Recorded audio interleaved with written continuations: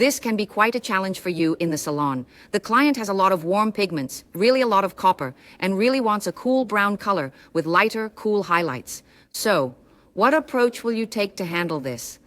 I would like to have this treatment done in the least amount of time possible. Therefore, we will proceed step by step. I discussed with the client that we will apply highlights on the top and on the sides, and that we will give the rest of the hair that cool brown color. Therefore, I will carry out both treatments at the same time. First, I will divide the top section and the two side sections, and then I will get Kiss the Snow White ready, using the Carabond and 6%. I utilize Carabond to ensure the hair is protected throughout the bleaching process. I will texture the hair a bit more roughly, and we have recently installed the overhead camera, which you can see here. The highlights are textured a bit more coarsely, and I intentionally keep a bit of distance from my roots because I will later display the roots together with the highlights to gain time in the salon.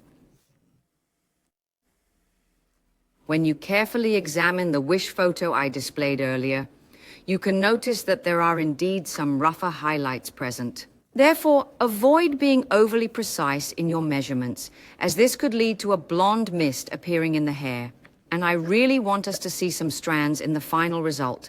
That's why I'm doing it a bit coarser. I always ensure to leave a slight hair gap after applying the first foil. So I've placed a foil with a coarse application, then I leave a centimeter of regular hair, and then I apply the next foil, except for the front, where I will position them a bit tighter together. When you use this technique in the salon, ensure that your foils are sealed tightly. As I mentioned earlier, we will soon be applying color to the rest of the hair simultaneously.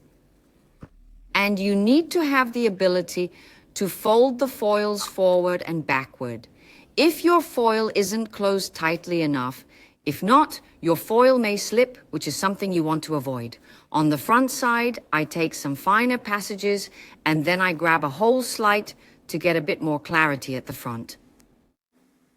I'm going to position the two side panels diagonally backward. You can see it here too. One side is complete, while the other is a perfect replica.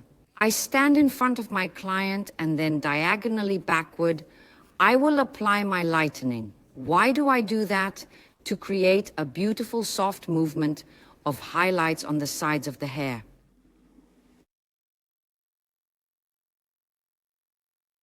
I'm dealing with a strong copper pigment. I will have to press it in completely. Then you need to think about which product works best for toning. The soft shade would be too weak, so I need to work with a dye.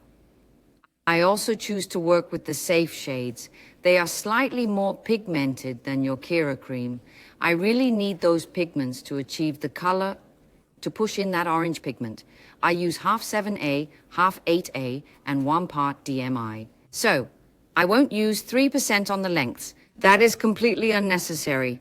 1.9% is definitely enough. Now it's a matter of putting everything in place, including the base, the lengths, everything with that half 7A and 8A. I must make it clear that you shouldn't assume I'm pronouncing the H as in hazelnut. No, it's genuinely the A as in ash, because that is the opposite color of your copper pigment. Once the processing time is over, I will rinse it out, and then I will implement the Kiss step plan before applying my tones.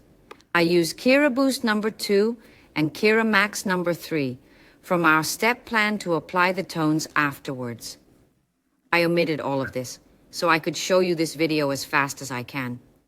So, I will demonstrate the hair using soft shades. And as you saw in the wish photo, she truly wants a cooler highlighter. I chose the 7V and the 7T. No, I need to say it correctly, 07V and 07T. And then you achieve that lovely cool final result. You'll see it in a moment. Once I've rinsed it out, I will complete the hair with step 4 and step 5.